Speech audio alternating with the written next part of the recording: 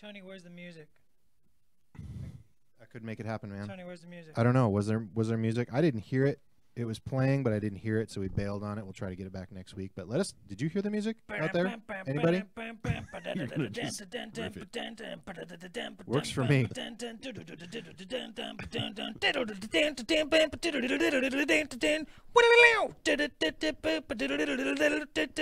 you doing a solo? That's it. It's Dallas's remix. Wow. Hello, every morning. It's Thursday morning, 10 a.m. Pacific Standard Time, and this is Get Your Paint On. I'm Studio Manager Dallas Kemp, and I'm here with Victoria Pendrake, and also our special guest, the super intelligent and the man with the smoothest voice in radio and podcasting, Douglas Seacat. Hey. Hey. That's nice. How's it going? Doug, I always look forward to listening to your voice. Let's talk about like anything IK stuff related, especially. Hey. I hear it puts some people to sleep though, so that is a danger sometimes. Those people are wrong. I mean, It's soothing, you know. I could totally do bedtime story time with Doug Seacat. Sure. And the man behind the mix master, Tony Konachek. Good morning. And Coffee. Hello, Coffee. Hello. All right, so I got the mini crate model for this month, the Victoria Pendrake, which is a female version of a classic Iron Kingdoms character. Yeah. Victor Pendrake, which is why you're on here today. Yeah, absolutely. Tell us about That's Victor exciting. Pendrake and his exciting adventures with Linus and Idria. I was going to say Alara, and I was like, that's not right. Idria. While I paint her. Sure. So if you have any questions about Victor Pendrake, the Iron Kingdoms, Thornwood Maulers, whatever. Beasts. Now's the time for lore and IK fluff. This is the best. Especially when it comes ask to your monsters. I questions. think all questions should be monster related. or about Pendrake and his shenanigans. We got like his arch nemesis Saxon Auric too. Auric. So there's a lot of material to cover. He's an old timer. He's one of our badass old timers. Looks like Victoria is probably a little younger, but Victoria looks harken a back to the little earlier younger, but years. Still looks pretty badass. She's got the bola and the sword, and she's got the dead Gorax head, and she definitely looks like she's like in my head. I'm like looking at her, and I'm seeing her triumphantly posing on the dead Gorax head that she just killed, and she's peeking over her glasses at the next. Thing, the next Gorax. Yeah, like I'm going to title this piece "Next." Yeah, I like it. Who's next? You going to do anything wacky here, or are you just straight ahead, paint her up? I mean, that's usually how I roll. I just checking, just curious. Blindly beat my head against the wall. So I got two sets of colors. I'm going to raise them up behind my model here. I've got the first set, which is. This will be for painting blue steel on our armored cuirass. Or I have these colors, which are colors I don't typically use for skin tones. And I will paint her skin with these colors. It's kind of up to the chat what chat wants to see. As we dig in today, I'm just going to kind of go. Like, do people want to see a weird color for the skin? I pulled out some rucksack tan. Bogern Brown, Battle Dress Green. Probably need some Ordic Olive if I'm actually doing this.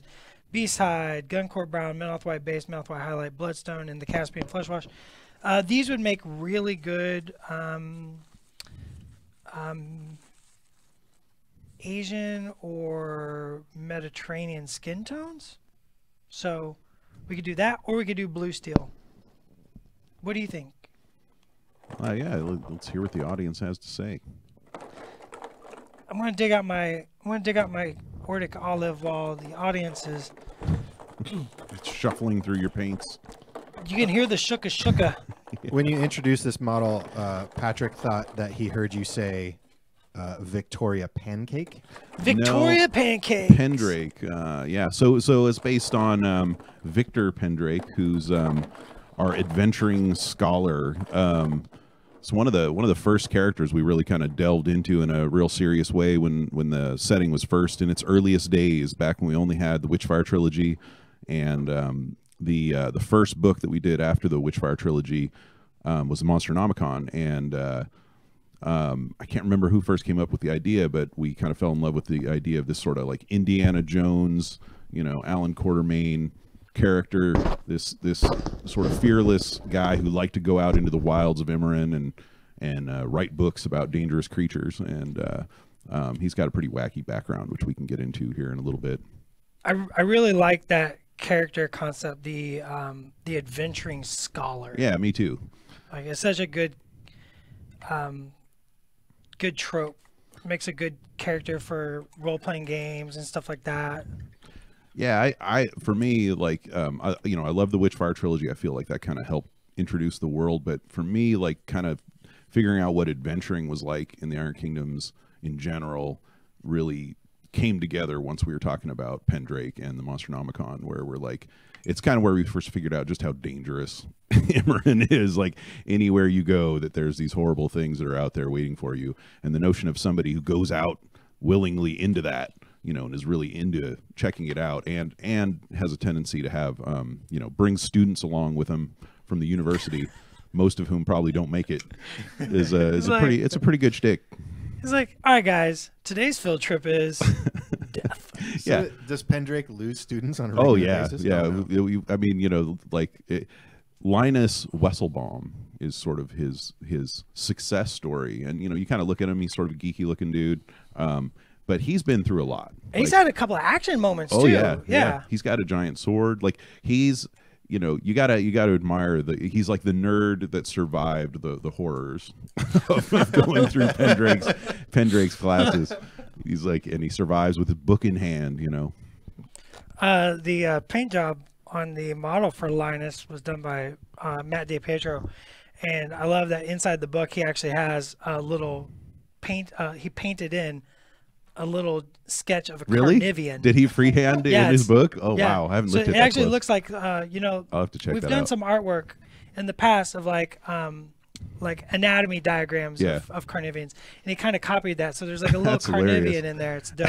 Yeah, that's right. We kind of had the, like, I forget what it's called, the sketch of the human diagram with the arms out and the legs out. What is Vesuvian Man? Vesuvian Man, yeah. We did a version of that with the Carnivian, I think, back in the old Guts and Gears. The days of bygone past.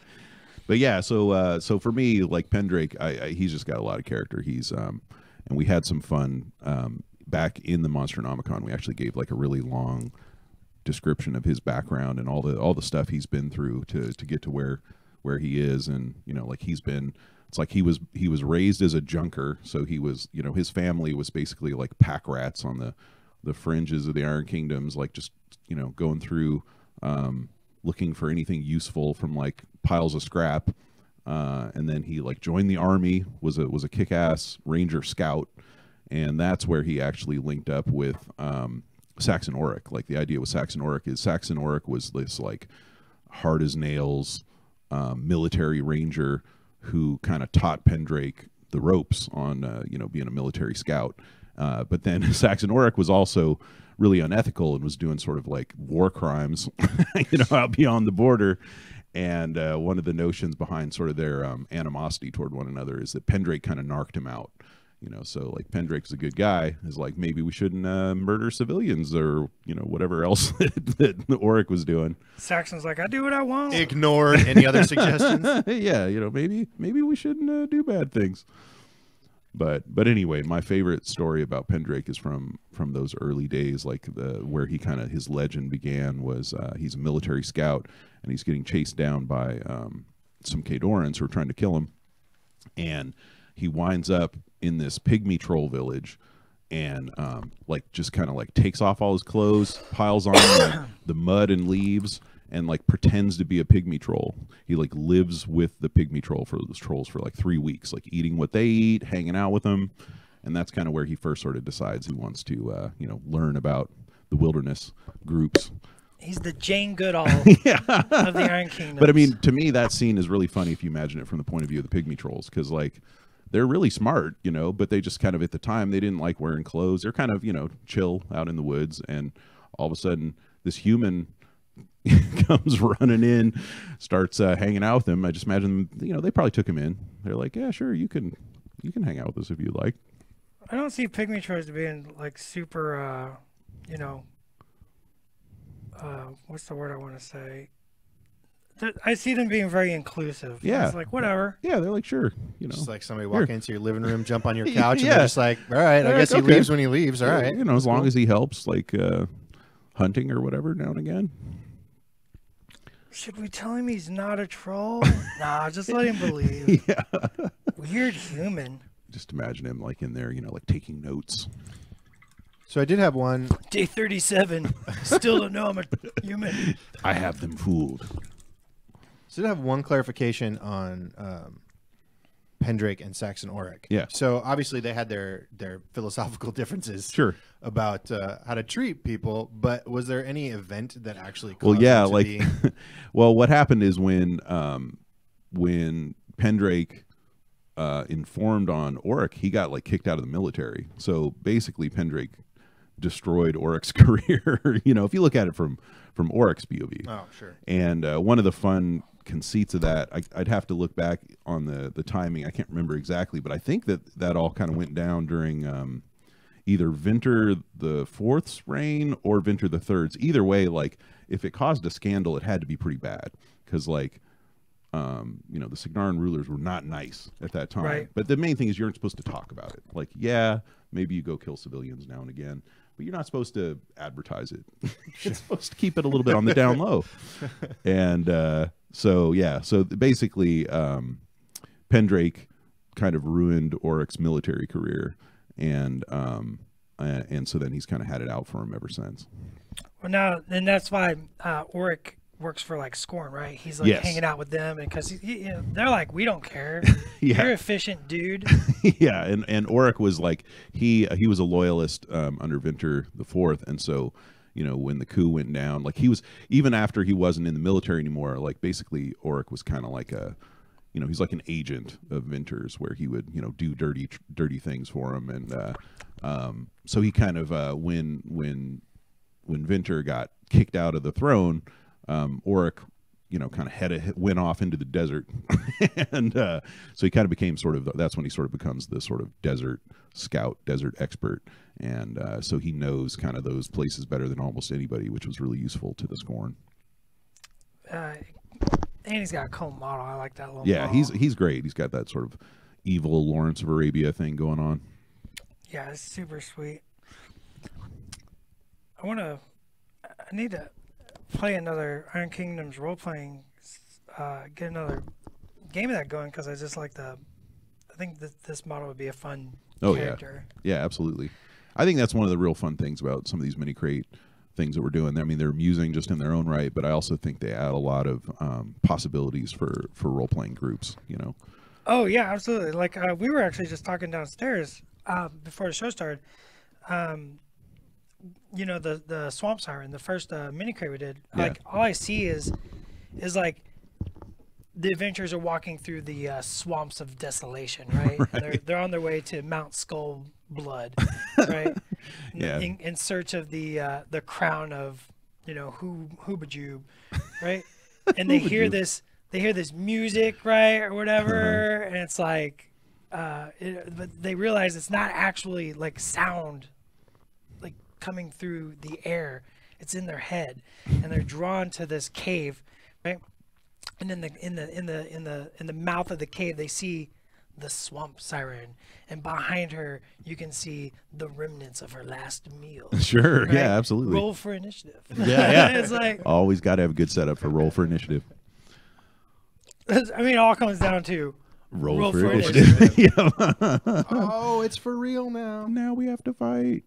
Dallas, I got a painting question for you. Yeah. From Bellarine on Twitch. Yeah. Says, I often see good painters doing that dusty primer. Is that wanted? If yes, for what reason? I'm guessing, Bellarine, that you're referring to the Xenophon priming, but if you can be a little more specific about what you mean, make sure we're talking about the right thing. I'm pretty sure that's exactly what they're talking about, because she does look dusty. What I've done is I primed her black, and I do this a lot for models, especially stuff that we're going to do on video, because it shows up really good before I start painting the model. The pure black is a little bit harder to see, So what this is it's prime black, and then I do a zenithal. So what zenithal means is basically from up here, the zenith. And I prime white. Of course, coming out with pure white out of a spray can, it's not super smooth unless you give it a full coat. So you get that dustiness. So there's two things that happen there. I'm getting contrast in the miniature, so I'm glazing on this, on the skin. So I'm using the black and the white primer to provide the volume, provide the contrast of the shapes. And then I can accentuate it with my colors later. Second thing is you can actually use it to produce texture. So you can actually, if you have like a big cloak, like say she had a big cape, right? And you want it to look like real tattery old leather, you can use that spattering and glaze over top of it and work into it, and you can actually get texture out of it. So there's a couple things happening there. It's not necessary. It's just another option. It's just another tool. And I'll post the link. We made a video about how to achieve that, to do that zenithal priming, and then how to paint over it in light layers. So I'll post that link right now. Thank you, Tony. So in case anybody's interested, I have been painting while discussing Victoria and Victor Pendrake. And what I've done is I've mixed Beast Hide and, what color did I grab? Rucksack Tan, mix those together. And I glaze that over top of the zenithal highline to make like a yellowy skin tone, a nice yellowy skin tone. Then I've mixed in some Battle Dress Green and glaze blended that into the shadows. I'm going to take a little bit of Bloodstone, mix it into that, and give a little more warm browns into my shadows. And we're just going to go for like a Central Asian kind of skin tone here. Something different, right? Something unique. Mind if I talk a little bit about Pendrake's gear, which you can see here on Victoria? Doug Seacat. You don't have to ask permission to talk. Well, I don't want to interrupt the painting talk, which is very important. But anyway, Pendrake's one of those characters I've also kind of gotten a kick out of because he's got sort of an odd assortment of gear on him, and to me it kind of harkens back to him being, you know, one of those first characters we were delving into kind of before we got into a lot of the sort of the Iron Kingdom's staples. Like we hadn't quite figured out Mechanica yet, and there's sort of some what I would consider to be sort of D&D throwbacks on Pendrake. You know, he's got his sword, he's got his bow. I think it's one reason why, you know, both Victor and Victoria can kind of stand in for a number of different adventurers because he's got all this gear. But there's just some fun things, like the bow have always been just described as like Pendrake's lucky bow. And you're like, well, what does that mean? Like, what's in my mind? It's just he just thinks it's lucky. Like it's almost like, oh, really? Yeah, you know, he wasn't like close to death and then just maybe, like, but like shotted some sort of monster. But I like the notion that it might not be magic. There might not be anything special about that bow at all. Like it might just have been with him, you know, for a long time. Like he tends to make the shots with it. And he's maybe just really good. He's just really good. He just, you know, when he pulls that bow out, he knows he's going to hit what he's aiming at. It's like your favorite car. It's like I know how much I can pop this clutch and how hard I need to hit that gas. And then he's got the sword he's got is an Orgoth sword, and I think that there's like a little skull on the pommel. Yeah. Oh, it's like a little tiny. In some of the art, you can sort of see. Yeah, in the art you can. You can see there's like basically like a little sort of abstract skull on it, because you know the Orgoth can't make anything without putting, you know, like a leering face or a, you know, skull on it, and you know, one of the ideas behind that was the notion that like it's not a very powerful sword, but I always imagined that this was probably some kind of badass Orgoth relic that decayed over time. You know, like it might have been something really formidable back in the day, but it's right now it's just kind of like the barest hint of what it used to be. So it still works nice, keeps an edge, doesn't have any like special qualities or anything, but maybe, you know, back in the day it used to like suck people's souls out or something. It's just always sharp. Yeah, it's always sharp. It's just always sharp. Yeah, I mean, yeah. I mean, let's be honest. That's a really good power. That's a really good quality. Yeah, absolutely. I totally had forgotten about the Orgoth sword. on Pendrake. Like I always think about the Bola and the Lucky Well, Bola. yeah, because it doesn't have any qualities qualities, that yeah. suggest that, But like, that's why I said, like, to me that kind of led into some of our thinking about Mechanica and stuff, with the notion that like some of that old magic doesn't last, And with Mechanica, you can have like basically a battery you can swap out, so that at some point that sword might just totally wear out. Just tuck her out. Yeah, That would suck. but so far it seems to be holding up. And then of course he's got his bolos. He's got his crazy bolo weapon to trip things. I love that weapon. Yeah. I would love to. I love the Orgoth. Mm-hmm. Like I think they make a perfect unseen, or they make the perfect boogeyman. For that Boogeyman. Yeah, That's yeah. the word I was thinking of too. Yeah, and I like the qualities of them too. Like I like the sort of the blend of, they've got a little bit of that Viking plus Roman thing going on, which they're like plus really necromancer. plus necromancer. Yeah, exactly. They're a good they're a good sort of blend of scary things. The idea of this empire. Because we've always liked Vikings, but they seem so disorganized, Right. and they didn't have the numbers. So you're like, what would happen if you had like an actual empire of Vikings that was going out and conquering everybody? It's terrifying. Yeah, it is. Yeah, I used to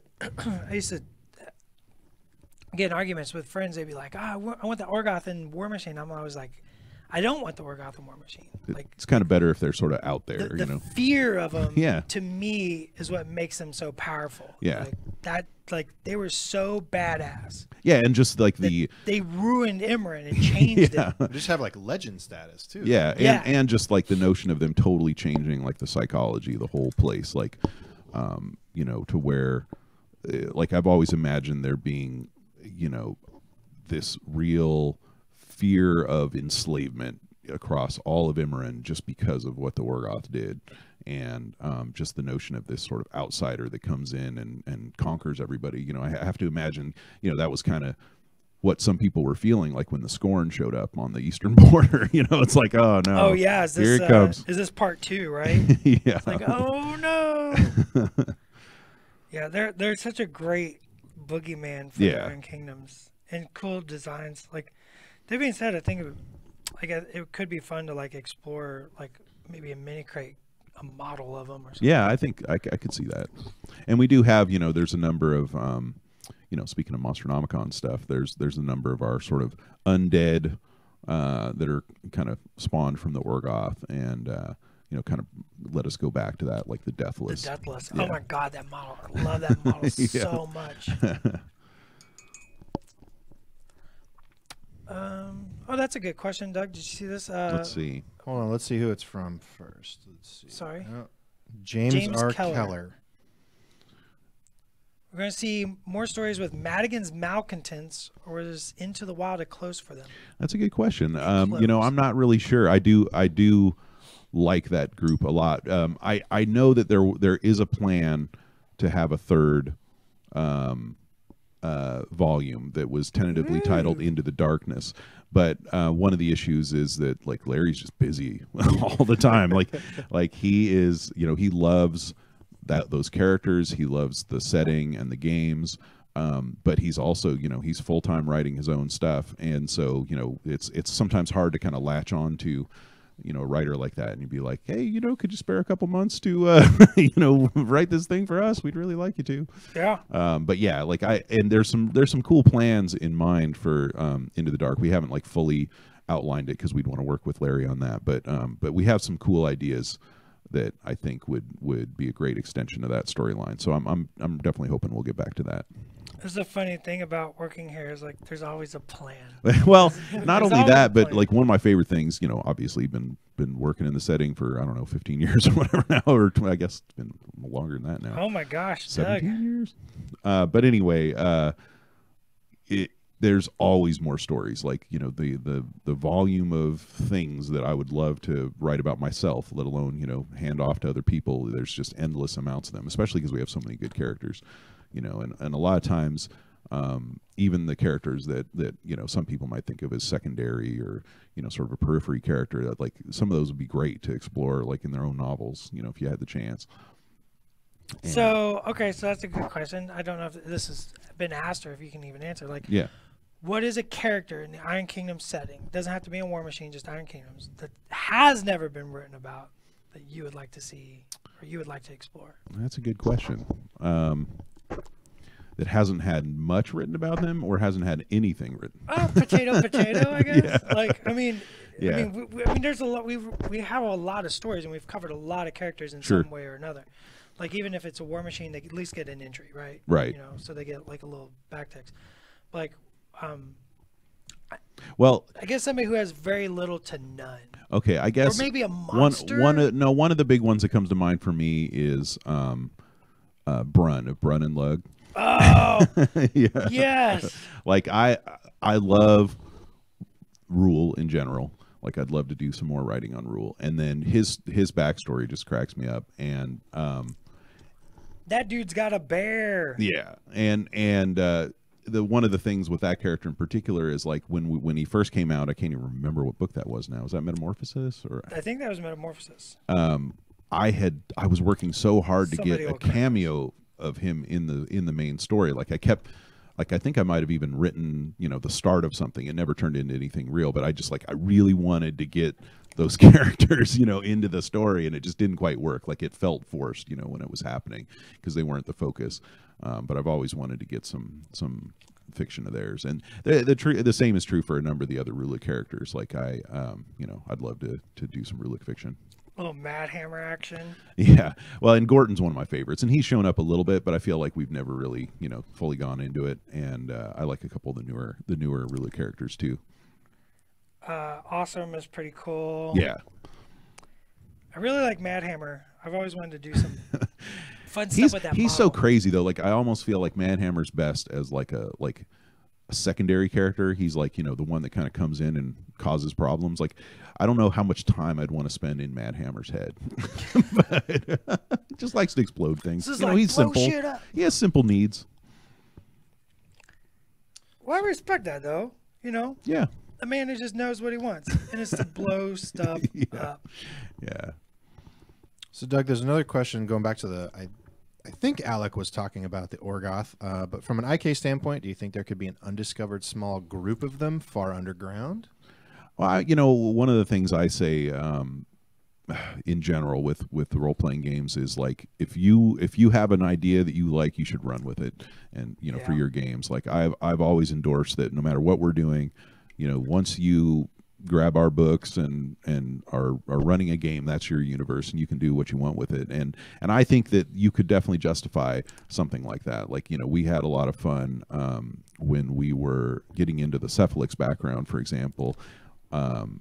Some of that was stuff that we hadn't come up with before. We had always kind of kept their background mysterious and sort of enigmatic. And when we were finally forced to confront, okay, where did these guys actually come from? We came up with what was some of my favorite material that we've had for the setting, with this being like a weird offshoot of human civilization that went underground and totally evolved into basically something completely alien and different. So I think you could do something kind of similar with the Orgoth if you wanted to. So I probably totally missed, or I just don't remember off the top of my head. Was it established how long ago the Cephalix? Yeah, I don't have the dates off the top of my head, but it dates back to when the elves messed up the continent. So, a long time ago. Yeah, so it was like I think it's like 4,000 or 5,000 years ago. Yeah, these are some straight up Morlocks. Yes, so Okay. because we always had the notion, and we seeded it in the Monstronomicon too, just so that it's tangentially connected to Pendrake. But we had when Pendrake got captured by the Scorn in the east. And is it tangential? Or did we plan we this? planned it all along. Yeah. Anyway, he on his way back, like when he was coming back from the Scorn Empire, we had him kind of go through like the area where the Croaks live, down in those broken islands in the southeast of Emerin, and he actually ran into these like old ruins where there were menafixes, on this like some forgotten civilization from long ago. And one of the ideas we kind of riffed on that was the idea that there were some Menite civilizations that predate Ichthyr and what like most people in Imran think of as the first Menite civilization. Right. But you know, if you look even in their legends, they talk about the people that founded Ichthyr came from the east. Right. Like they came west and founded Ichthyr. And so that's all after, you know, horrible stuff went down with the elves breaking the continent. And so the notion was with the Cephalix is they were one of these pious civilizations that is just like the gods are angry, like we did something wrong, we better go underground. And so anyway, I think you can definitely do some riffing on that. The other thing with the Orgoth that I think is kind of fun to think about is, you know, like we know what happened to Rome after it fell. Even if the Orgoth civilization was shattered at some point, maybe after the rebellion, there's been hints that like the Circle Ouroboros might have sent a plague back, you know, that would have decimated them. But there could still be remnants of like there could be like kingdoms that came after the Orgoth. There could be basically the descendants of the Orgoth could be something different now, and that's something that, you know, I could definitely see riffing on in a game.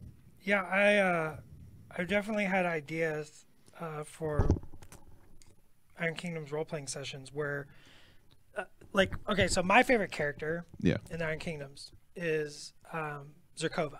Zerkova's great. Yeah, I love Zerkova. Yeah, she's I like her. I like her, and she's another one. Like she relates to Pendrake a little bit. She's another. Yeah, she's Tomb Raider. You know, Pendrake's Indiana Jones. She's Lara Croft, evil Lara Croft. You know, very evil. Yeah, she's not. But I love like. I've always wanted to do like I always wanted to run something where people are exploring those Orgoth tombs. Tombs, sorry. Yeah. And they tombs find and tomes. Tombs and tomes. Tombs inside tombs. Yeah. And they find like a civilization like underground, like a small tribe of these Orgoths who's been and playing with that. I think that'd be a fun campaign. Yeah, absolutely. And you could even maybe like riff on, you know, the notion of them changing from being underground for so long, you know. Plus, you could do the whole like levels thing. Like you start out, you're going down, you run into some logrin, right? You go down a little farther, you hit some cephalix. Maybe there's some drag down there. You know, get some drags. Yeah, that's good. And then you keep going down, and then suddenly there's an Orgoth kingdom underground. Yeah, absolutely. It's like a giant, like miles and miles and miles underground or like system. A cool conceit could be like, you know, there could have been one of these kings that wanted to be, you know, interred under the earth, kind of like what we talk about with the now I'm blanking on the name. I'm sorry, it's the Deathless. The Deathless. Like you could have somebody who was being entombed like that, but he had brought all of his people down to be entombed with him, but then they didn't die. Yeah, you know, they managed to survive. So they've set up a civilization kind of around the tomb of their leader, who might be an undead or something like that. Like I think there's definitely some fun stuff you could do. Yeah, because that's the definite thing. Is like we have the Deathless, and we have, you know, those are actually in the Iron Kingdom's role playing game. Yeah. But to actually have like some living Orgoth. Changed, you know, kind of twisted Orgoth that are down there, I think that would actually be pretty cool. Not blighted. Like now I actually kind of want to run that. So, we'll both I smell run that lunchtime game. Lunchtime game. That's all I'm hearing. Yep. My lunches just got way more awesome. Thanks for the question, Alec. It was just idea stolen by Doug Seacat. Yeah. Now I'm going to straight up steal your idea. Stolen. Stolen by Doug Seacat. What better way to get something stolen? You know, all writers steal. Sometimes from their own audience. What's the line? Good artists borrow or great artists steal. Something like that. I can't remember. Not good at remembering quotes. I like the Banksy one where the quote. It's the stealing quote, and he's actually checked out the quote, or checked out the author of the quote, and wrote his name. It's like, brilliant. Yeah. Brilliant. That's pretty good. Josh says he wants to see me paint the Chosen of Everblight. I want to see myself paint the Chosen of Everblight because those models are dope. Holy cow! You've seen those concepts? I have. I haven't You've seen the models? I have not seen the models They're yet. Fierce. It's a definitely cool looking thing. They're dope. All right, I'm going to show my palette off. So ignore the purple. Can you see that? Ignore the purple. This is kind of my palette where I'm going. So I got some dark skin tones and some light skin tones, all very yellow, yellow and browns, and so that's what I'm working here. So I've mixed. We got all distracted with Orgoth yeah. You should keep painting. Zerkova. Like Zerkova just stops my whole thought process. I'm I just can like understand Zerkova's that. just like the best. No, Doug's just shutting down our show. Well, and one of the things that's fun about characters like that, and Pendrake's one too, and I think Zerkova's one. They're almost like endless plot seed generators, like, and that's one of the fun things about having this adventuring scholar idea is the notion of like you always have an excuse to like go off somewhere weird and try to figure out what's there, what makes it tick. Yeah. Oh yeah. I mean, why are we going on this adventure? Gold, fame, glory. Yeah, that's why are not we going fun. on this venture? Learning. Yeah. And I'm all in on the learning. Yeah, I think it makes for a much better basis. Also, as a follow-up, Alex says that you can kill him as a character and call it a fair trade for stealing his Orgoth. That seems legit. Yeah. Dallas has a painting question here for you. Oh no! Wait, Yeah. what? What's going on? I'm confused again. From Rehab 110. Okay. He's going to be doing some work on some trencher commandos and wants to do some camo on their skin. What would be the way to do camo in the Iron Kingdoms? Oh, I mean that's more of a Doug question. I'm kind of curious. What kind of camo exists in the Iron Kingdoms, Doug? We haven't shown a whole lot of it. I mean, I definitely think that like with characters like the Signarin Rangers and some of the others, you see, people more approaching it by just kind of dressing with certain color tones. But I'm fully in favor of people painting stuff up that they think is fun and evocative. So like if you want to add camo on somebody's skin, I could see that happening. Like, and we do have, I think there probably are some groups that might apply, some kind of face paint or something like that. But we haven't shown too much of people like fully camoing themselves up in the setting. But I don't think it's out of the realm of the possibility. We explored it a little bit in the No Quarters with the alternate color scheme. That's true. Mike Valancourt came up with a. Where was that? I think it was a Signar one. Was it with the trenchers? That I think it had camouflage. Okay. I can't remember right now off the top of my head. We did so many of those. We did so many of those. But yeah, like I said, I think that it's not one of those things that's been widely embraced yet, especially because, it always actually amuses me how many groups that probably should be careful and stealthy are wearing really bright uniforms. And like some of the retribution I'm a little dubious of with, their choices in that regard when they're supposed to be sneaking up on mages to murder them. The mage hunters themselves are pretty good, but some of the warcasters, it feels like maybe magic stealth. They're wearing a lot of bling for sneaking around and trying to murder people. Magic stealth. Yeah, they do. They do rely on the magic. Yeah, they have a really low power spell that doesn't cost any focus. Yeah. That Stealth conceals the bling. Yeah, conceal the glowy blue stuff. So as far the painting side of camouflage. So the interesting thing about camouflage and painting it on miniatures. So a miniature is tiny. Like this is a tiny little miniature. It's so petite. To make a miniature look good and to paint a miniature, it's all about contrast and emphasizing the volume. And it's very exaggerated. If you look at like 3D renders of miniatures, people are always just like, oh my God, the hands, the eyes, the feet are always so big and exaggerated. But what happens is when it becomes a miniature, it actually looks right. Right. So these things are actually... The proportions are a little special. They're different. Yeah, because it's a miniature. It doesn't really work to Right. be realistic. Same thing with weapon sizes and Weapon stuff. sizes, yes. Which big we've time. just embraced as part of the setting. Which I love. It makes it way Yeah. easier to fake. So if you... the whole point of camouflage is to actually reduce contrast. Right. Reduce the volume and to hide your volume. Right. If you are painting a camouflage on a miniature that has to have those features exaggerated, it's actually super difficult to make it look right. I'm not saying it can't be done. I'm not saying it hasn't been done. I'm just saying it's very difficult. It's tough. And it's tough.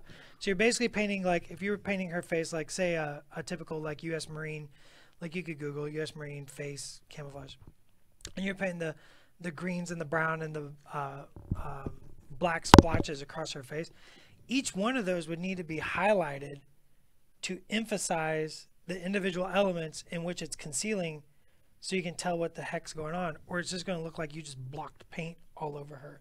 It's a really complex problem. Yeah.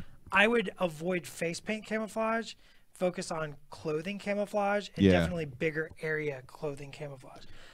Doing things that kind of make you think it's camouflage. So instead of shiny armor, like I'm going to use this miniature. Instead of shiny armor, make it very dull black armor, like, or the sword, like maybe she smoked it over the fire pit, Right. To reduce Kind of the reduce shine. the glare. Yeah. Give the impression. That's what, because that's what suggestion. Miniature painting is very much a suggestive art form. So suggest camouflage. Don't necessarily try to replicate realistic camouflage. It's like the kind of thing you could do on a bust, but not on. Yeah, not you on could a mini. totally do it on a bust. Yeah, way easier. Oh my gosh, somebody paint up. Oh my gosh, I want military green Nemo in camo. with camo face paint. Yeah. And then That would be great. he just has to set his like coils to stealth mode, and they just turn down. Set coils to stealth mode. Yeah, they could use some of that technology from Ace, some of his little camo field. Oh yeah. I like the idea of stealth Nemo. He's like, time to get hidden. He's like, I'm sick of being such a badass in the battlefield. Oh no, he's like he's gonna still deliver the lightning, but he's got to get there quietly first, and then the storm hits. Zap you in the back. Storm from the back. Like a thunderstorm from an unexpected corner. All right, I'm just working this contrast on her face with a little highlights. Boopy doop boop. You haven't been in here where I painted before, have you, Doug? No, I haven't. I It's make a very lot of cool. noise. I apologize. Hey, no need to apologize. I sing and just make a general ruckus and weird noises. I think this is. We've had Doug on Weekly Rumble a couple of times now. Yeah. This is your first time in here. First time in here. I like it. So like us and thumbs up if you want Doug to come back as a guest on Get Your Paint On. To distract Dallas from painting. Man, you guys, I'm serious. Like, it's like I love the Iron Kingdoms. I always have. Yeah. Like my bookshelf at home is every book. I have every single book from Privateer Press. Yeah. I have the Liber Mechanica, the all the old school all stuff. the old stuff. The character primer. Yeah, see, the and lock and load primer. that one has a special place to me because that was the first. That was our first thing that I got to be kind of like lead writer on. Like that was, it's like first credit on that thing. That's like the second book. So Yeah. that's a pretty quick Well, advancement. we had there, Doug. what we had to do, like the way that came out was we were working on what would become the IKCG, the character guide and the world guide. But like they kept getting bigger, which is why it became 2 books. Like it was at first, it was supposed to be just the setting primer, and we were just cranking out too much material. And after the Witchfire trilogy, we were like, we need something so people can just make characters, like at the very least. So we kind of did like excerpts from the character guide, put it together into that primer.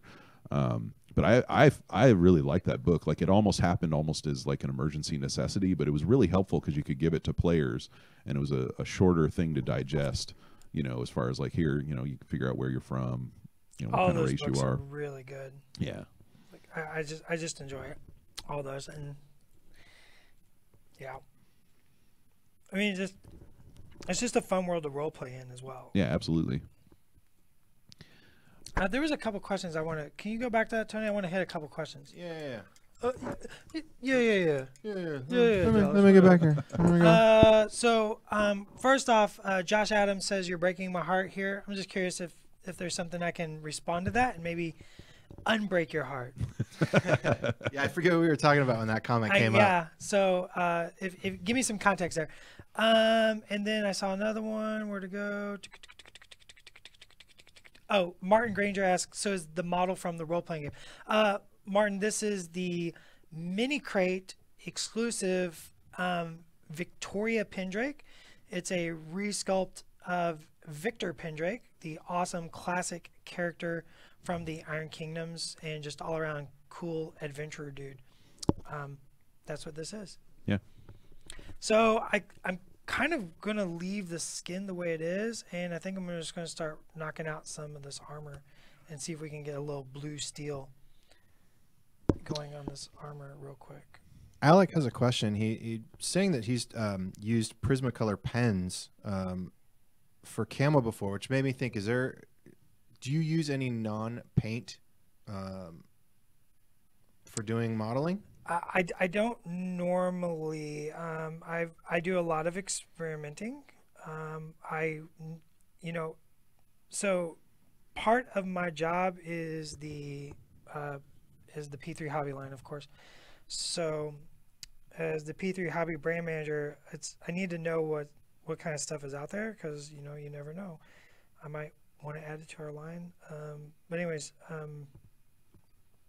the only thing I really use that's not paint is a number 2 pencil. Like, you can use a number 2 pencil for the edges of metal and it looks really, really dope.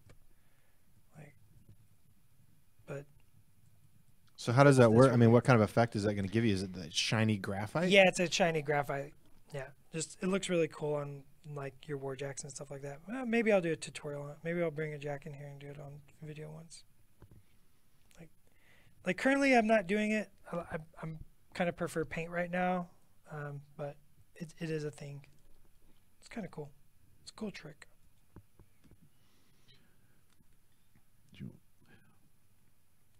So Legionnaires was asking, I was curious if anyone thought to write rules for leisure games that have been in the background fiction, like the card and dice game Triumph was in the book in Thunderforged, and I think we've come up with a few others.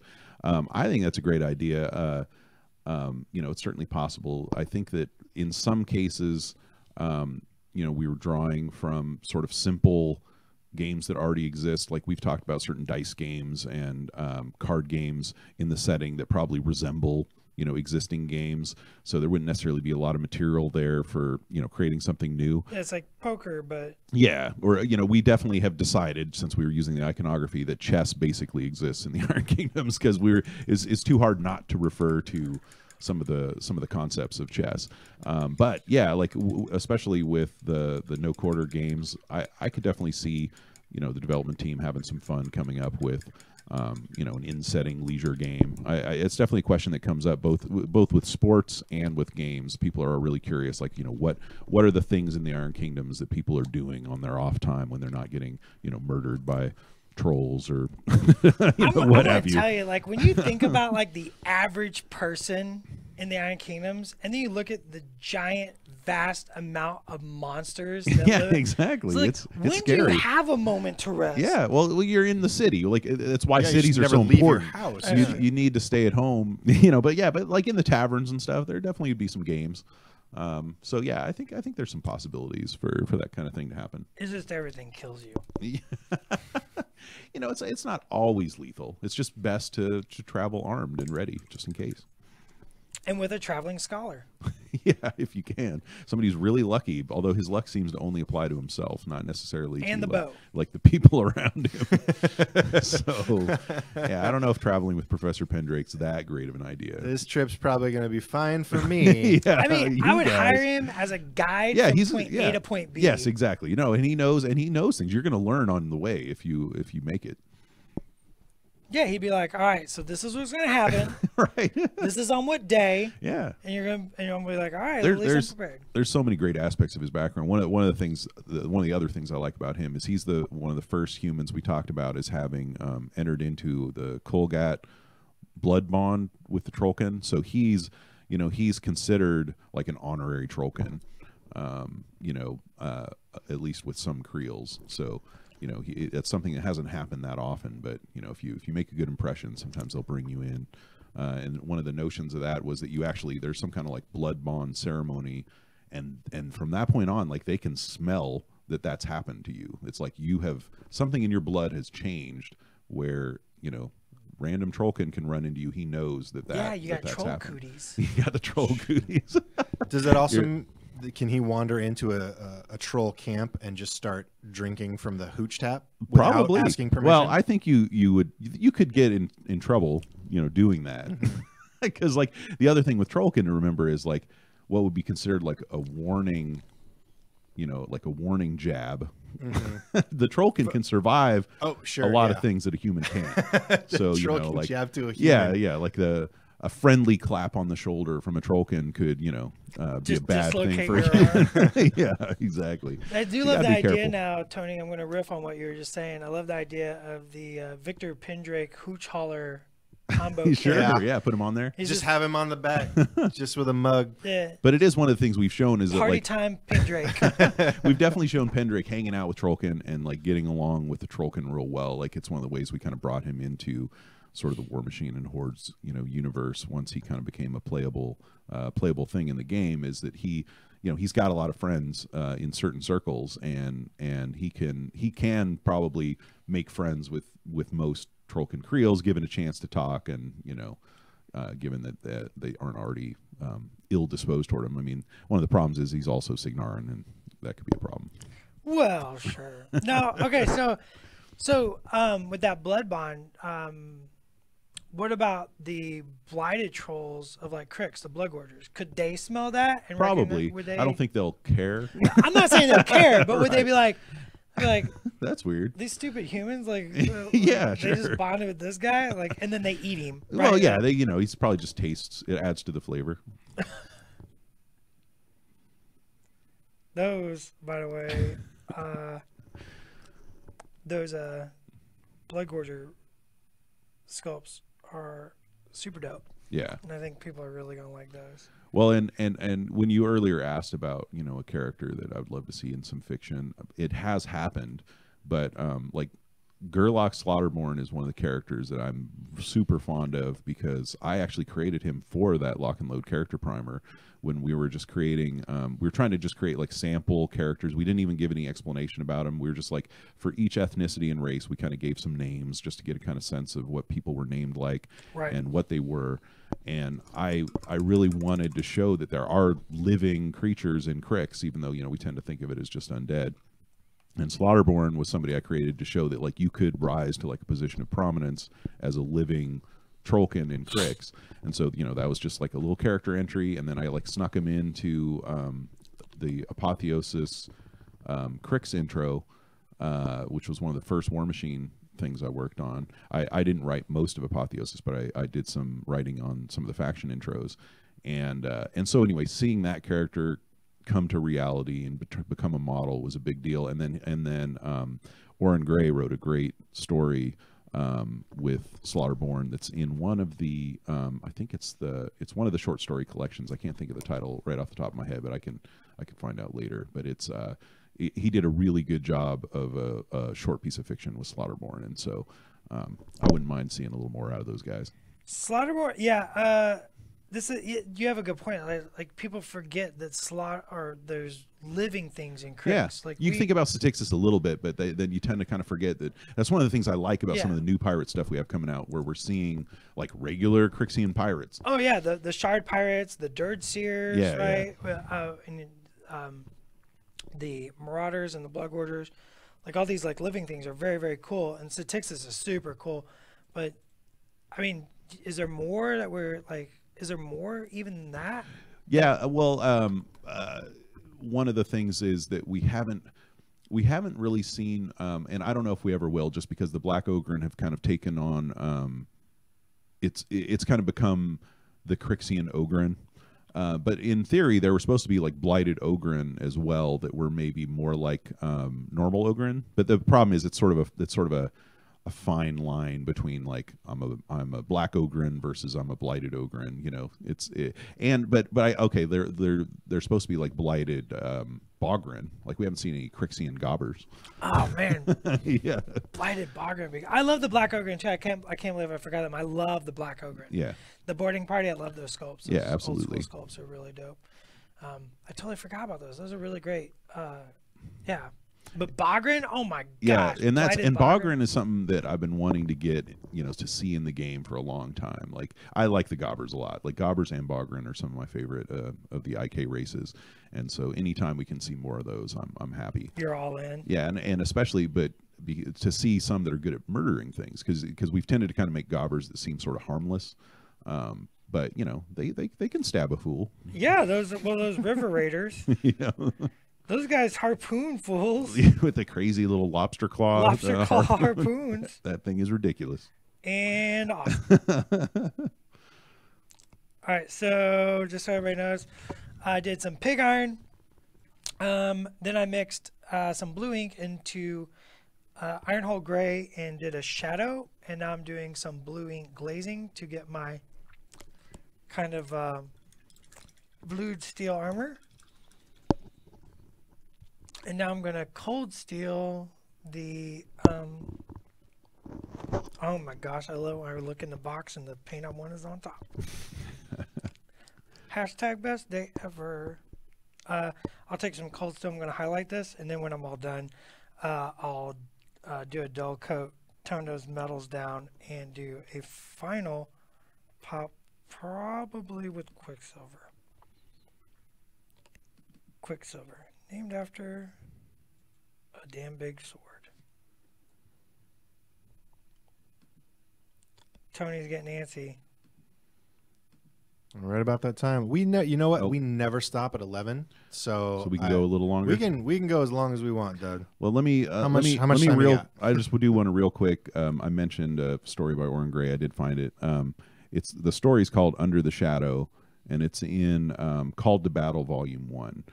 Called to Battle, we have 2 volumes of their short stories. Most of them involve some of our non-Warcaster Warlock characters, and some of my favorite short stories for the setting are in both Volume 1 and Volume 2 of Called to Battle.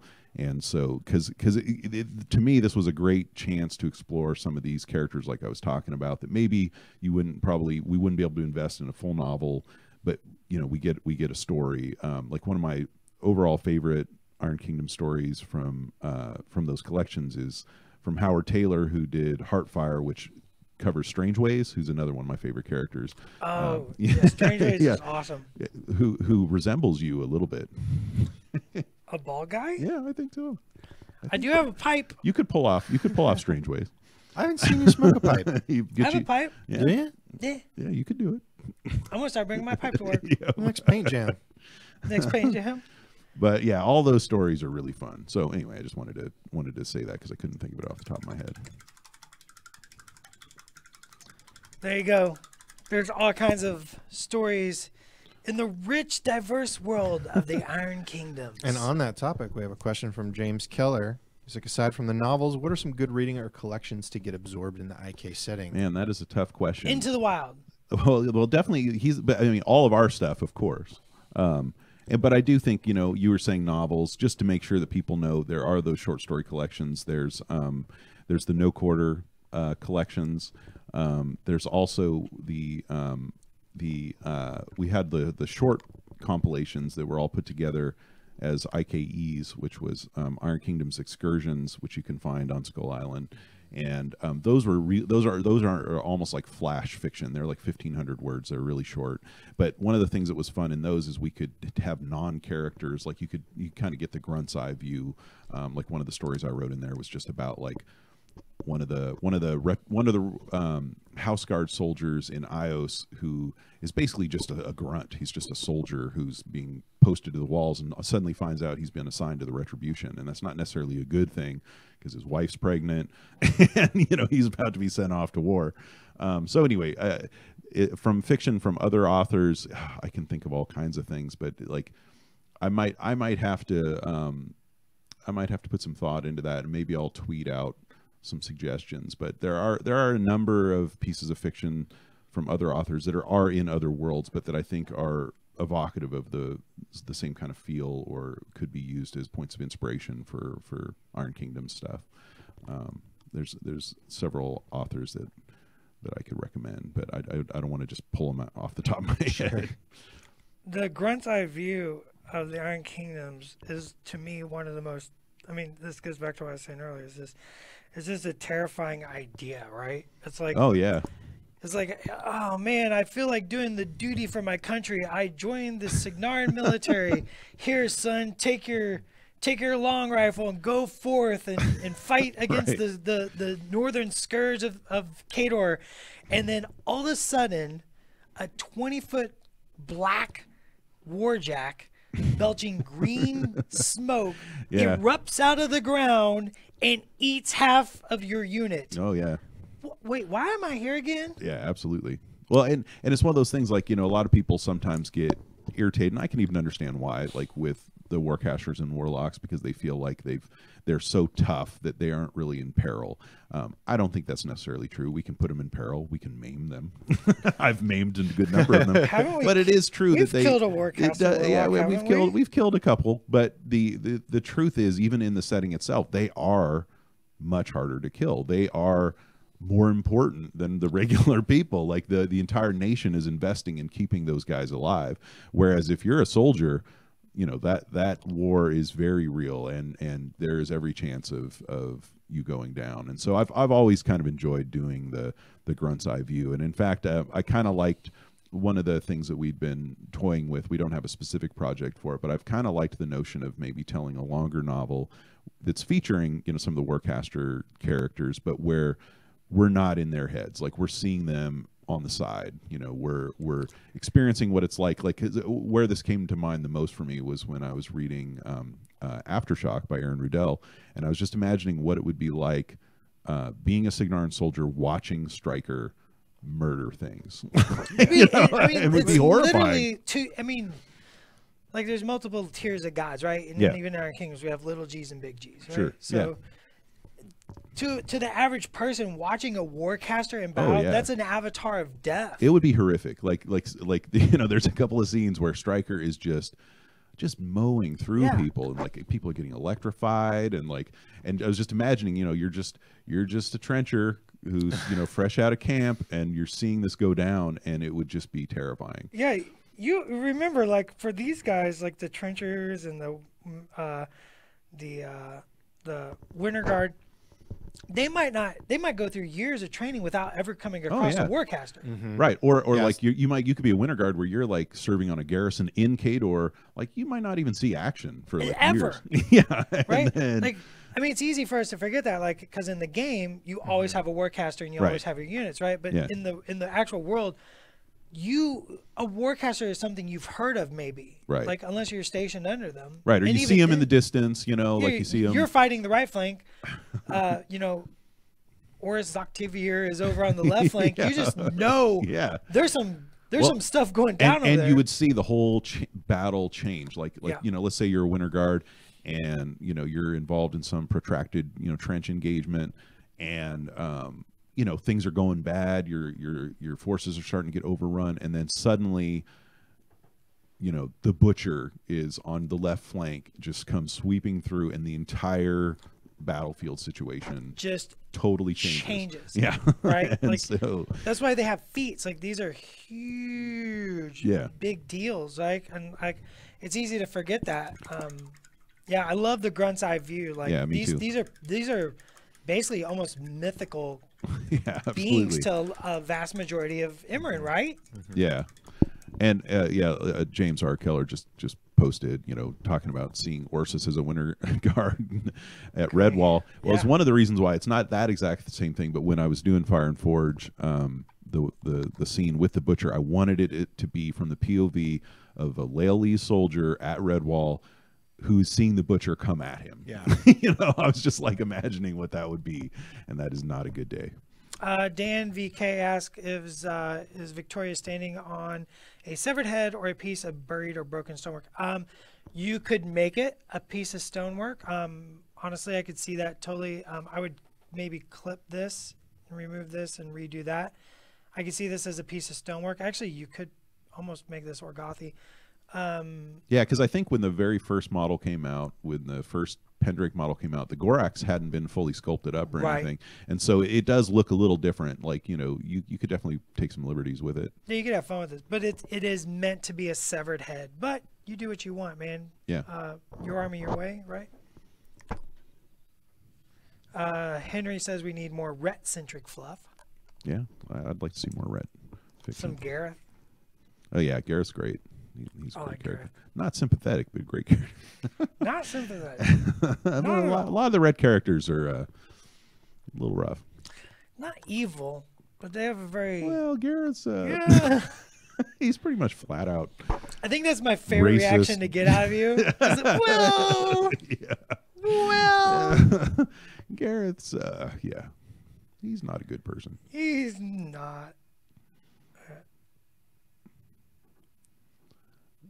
That does remind me of another character that I've been wanting to get in the fiction, which is Raven in the Retribution. Yeah, she has not had a lot of screen time, has No, she? she hasn't, and I actually wanted, I never had a chance. I still have it in the back of my head that I'd like to get to it, but I didn't have a chance to write the Scorn Ios War like I wanted to. It was just one of those things between everything else going on with the new edition coming out. Didn't get a chance to delve into the events of that final conflict between the Scorn and Ios, and a lot of that was going to be focused on Gorshade, Right. but from the Retribution POV, the plan was to have Raven playing a significant role in that. I still kind of have it in my back pocket as something I'd like to return to if time allows, but just haven't had a chance. I mean, we make so many things, right? Yeah, and time marches on, We make so much stuff, and it's just like all these ideas. Like it's like we have all these ideas, but Yeah. there's only so much. We got 5 days a week. It's true. Mm-hmm. All right, let's start wrapping it up here. Oh, Sure. see, Tony. Let's. Yeah. I knew it. Aw. Oh, Tony. So last questions for Doug. Last questions for Dallas this week. Hit us up. Give me your last question. Give Doug his last question, and then we will close it out as I paint the chainmail on Ms. Pendrake. I see somebody talking about Menoth, Fluff, and Godless. I highly recommend Godless if you haven't read it yet. I think a lot of people haven't checked it out, maybe just because of faction loyalty, maybe if they aren't a Menite player. But I think it's one of our best novels. It's Oren Gray's Godless. It's really, really good novel, and I think it kind of puts the Protector in a different light than we've seen before. I have not read that one yet. That has I definitely Tristan recommend Durant, it. correct? Yes, it's Tristan's the main character. It has some key moments with Siberius, and but just a really good, solid novel, I thought. I really like Tristan's Kickstarter version of his model. Yeah, Really, really cool model. and it's fun to see those characters. The ones that have evolved, into full casters. I definitely wouldn't mind seeing more from all of those guys. Elise says, sometimes I think PP makes too much good stuff. I don't have time to keep up. I can't disagree or agree with that. I would say it's a good problem to have. Yeah.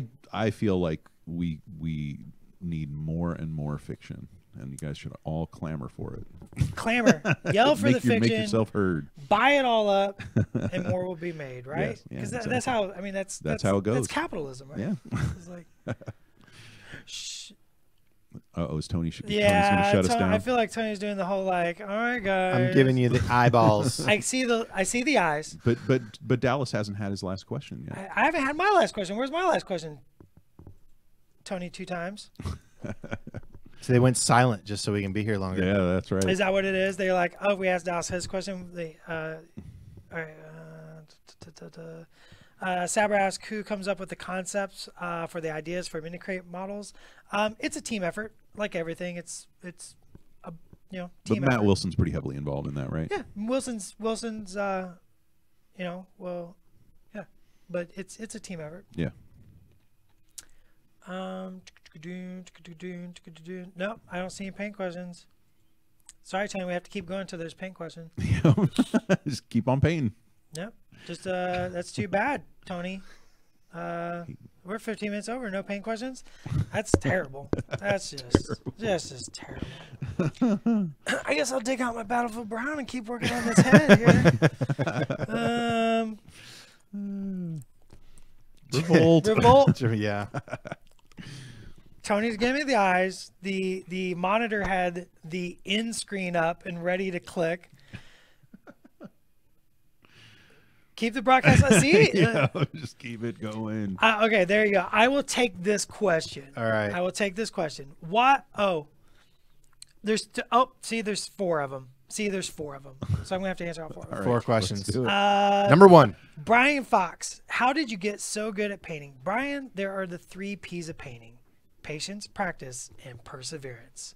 With those 3 P's and the silent P of pancakes, you too will prevail and become a proficient at painting. And if Nice. you want to start or advance your journey into painting, then go to YouTube, Privateer Press Put up a Prime. link. I will put up a link and That keeps the go to the broadcast going longer. P3 Formula P3 Presents video series, all about painting techniques. Yep. And of course, tune in every Thursday, 10 a.m. Pacific, and Paint with Dallas. Ask some questions. William Bellamy asked, Dallas, if you could have a painting catchphrase, what would it be? Bellamy, I have multiple painting catchphrases, I believe. Patience, practice, and perseverance. Abracadallas. Painting is the fine art of correcting one's mistakes. Painting is a fine art of correcting one's mistakes. There's another one that I can't say live. My favorite color. Is done. My favorite color is done. No So talent. you've just been trying to generate as many catchphrases as possible, apparently. You know, it's really hard when I go into battle and I have to say them all. Like it's a long battle cry. Tony, what's the other one? No talent, just hard work. No talent, just work. My favorite color is done. There's another one. There's too many of them. Somebody on For a guy that says he's succinct. Somebody on the thread asked if hunting a Jorgander was a bad idea or a terrible idea, and I would say it'd be the worst idea. Worst? That's another thing that would be cool to see somehow in quotes miniature form, is our giant worms. Yes. I guess you could try to do the head like coming out of the ground. Do you think it fit on huge, 120? I think it could fit on a huge base if you did a sort of maybe it's one of those like not quite mature Jorganders. That could, yeah, that could be cool. Oh, there's so many cool things in those old Monsternomicon books. Just a ton of cool stuff in those Monsternomicon. Oh, you know what else you should put up there, Tony? Yeah, what's that? There's one of the novellas from. Let me see. Let me just pull it up here. Howard Taylor's Extraordinary Zoology. It's the novella that centrally features Pendrake, Adria, and Linus. The cover is not one of my favorites. Linus looks a little bewildered there, but it's a really fun book, and especially for anybody who's into the role-playing game, I think it's a great way to kind of get a feel for adventure in the Iron Kingdoms, especially like featuring adventuring scholars. All right, Tony. We'll wrap this up now, and I know. Sad faces, all around. All around. All right. Well, So it was fun being here. Hope I didn't sidetrack you too much. Doug, thank you for hanging out. This Love was your awesome. sidetracks. Yeah, I totally like getting distracted by Iron Kingdom's fluff and just the history of the world and just a rich and diverse and just cool world that we get to play in every day. And hopefully everybody else can play in every day as well. Yeah. That's hanging out watching us. Well, I'll try to come back if you guys let me. You can come back anytime with that voice. Yeah, Is that voice? Mine and your voice together. Yeah, sexy times. All right, ladies and gentlemen, boys and girls, that is it for Get Your Paint On. Remember, every Tuesday morning at 10 a.m. is the weekly Rumble where you can watch Privateer Press staff play games and just have a jolly good time. And every Thursday is this show, Get Your Paint On, 10 a.m. Pacific Standard Time, where you get to watch us paint and talk about crazy stuff like Gorganders and Zakova.